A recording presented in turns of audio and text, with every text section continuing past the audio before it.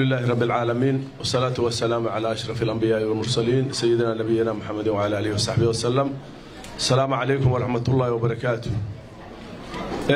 خيارة شرفت بدن وهالكن السجود تمي حفلة على مسار كبلداج علي بلداج صلاة مركه هنا إلهي سبحانه وتعالى وأنا مهد غيرنا ما هذا أردن إلهي باسكله سبحانه وتعالى إنه سورة قلي هالكن إيمان يا ابني يا استقرارنا السجود معنا. marka labaad waxaan u mahad celinayaa beesha Abdulxiin Saleebaan oo xafladda quruxda banta soo agaasintay oo lagu casuntay oo keentay madasha beeldaaje cali beeldaaje salaad aad iyo aad baad u mahadsantihiin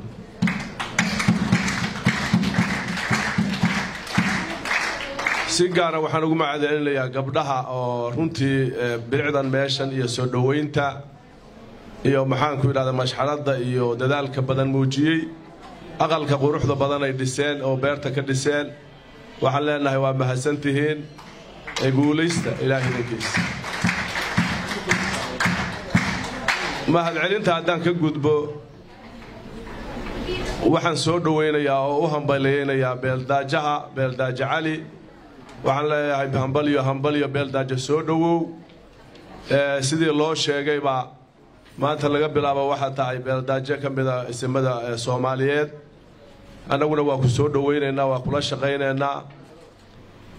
anaga naga mid tahay sida loo sheegay baa beeldaaje salaadna wuxuu kamid ahaa isimada Puntland oo maamulkooda kuwii asaasay ka shaqeyn jiray nabadgelyada iyo wadajirka iyo midnimada adigana waxaan ka rajaynaynaa booski inaad buuxiso ilaahidankiis wixii aad looga baahanto anaga waxaan leenahay gacmo furan ku soo dhaweynayna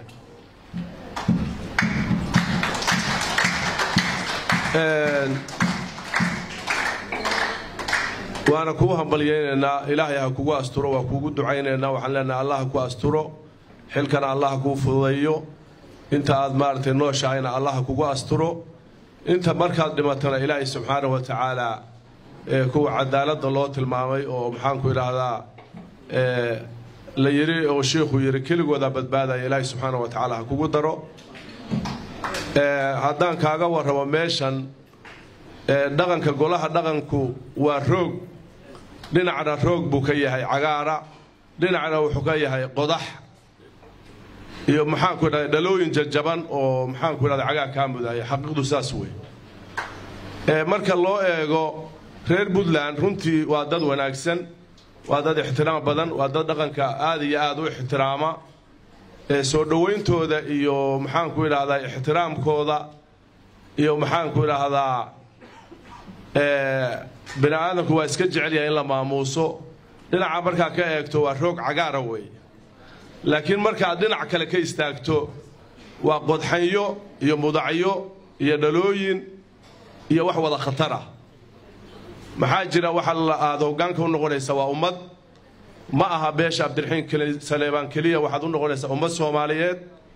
mid baa baahi kugu imanaya mid baa erga kugu imanaya mid baa maxaan ku ilaahdaa qaraabanimo kugu imanaya mid baa siyaasad kugu imanaya hadda waxyaalaha khatarta ah oo waqtiga aad iyo aad u siyaadkeeyo akhriyo sabanka soo dadajiyay wax kamid ah siyaasadda ninka siyaasiga ah haddii aad maanta la jirto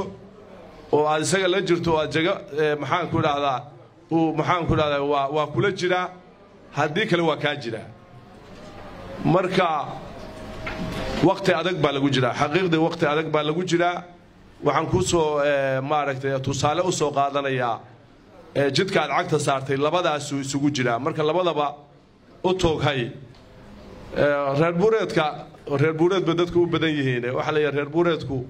awrtoodu waa tababaran tahay oo meelaha khatarta ah marka ay soo gaarto waxa la yiraahdaa kaadogeydiyo waa meel heble iyo marka xeeladu uga baxo buu yaqaan oo aan awrta kale aqoon marka waxaan leenahay xeeladaada iyo ilaahay adoo kaashanaya iyo diinta iyo akhlaaqdaada aan kugu naqaan adoo kaashanaya ku soo dhawow reer tolkay waxaan leeyahay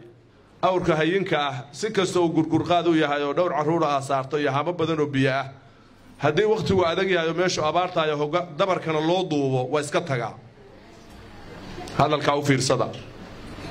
waa iska tagaa oo wuxuu raadsadaa meesha naqu ka jiro marka waxaad yeelaysaan beeldaajaha kharashkan aad ku bixiseen maanta horena aad ugu bixiseen oo ku keenteen oo ku soo galbiseen oo badashan ku keenteen waagii hore dhaqan bay Soomaalidu lahayd oo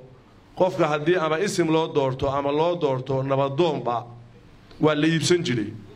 dhaqankaas aynu lahaan jirnay qofka boqolkiisa halaad baa la siin jiray dabadeedna waxa la oran jiray magtaadi waa taas beesha u shaqeynaysa waa gadan tahay khiyaar ma lihid laakiin qoladayada hadda dame khiyaarkiina ma lihin oo idinkaana xukuma dabarkuna waa noo duuban yahay marka waxaad yeelaysaan dardaaran intaas ay idinku filan